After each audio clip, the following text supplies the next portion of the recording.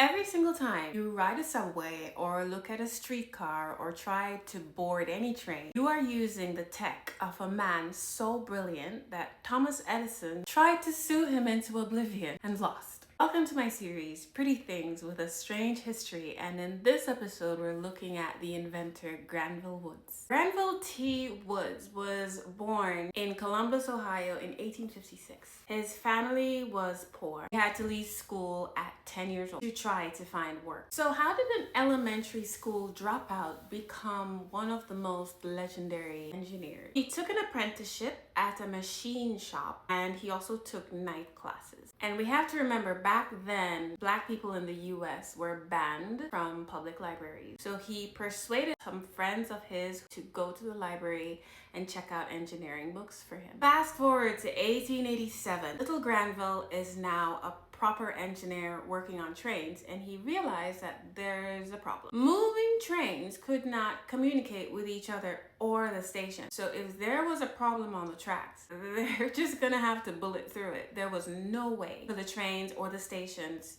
to communicate with each other, so he invented the telegraph. The multiplex telegraph could send voice and Morse code over static electricity between moving trains, and no doubt this thing has saved thousands of lives. Granville Woods also invented the third rail. This is the same electrified system that powers subways like the NYC subway to this day. And Mr. Woods also invented something called the dead man's handle. It's an automatic emergency brake, so if the train conductor faints or passes out, someone can just go in and push this switch. In all, Granville Woods owned about 60 patents for things that he invented. But this multiplex telegraph was the invention that really irked particularly Thomas Edison, who sued him, saying that he invented it first. But all that went down the drain when Granville Woods took Thomas Edison to court and he had notes to prove that it was his invention. Legend has it that Thomas Edison was so stunned that he offered Granville Woods a high-paying executive job at his company to try and control him. But for Granville Woods, it was an immediate no, because he knew what Thomas Edison was trying to do. Clearly, he wanted to keep his independence with his invention. And that earned him the nickname, the Black Edison. And to think that a 10-year-old boy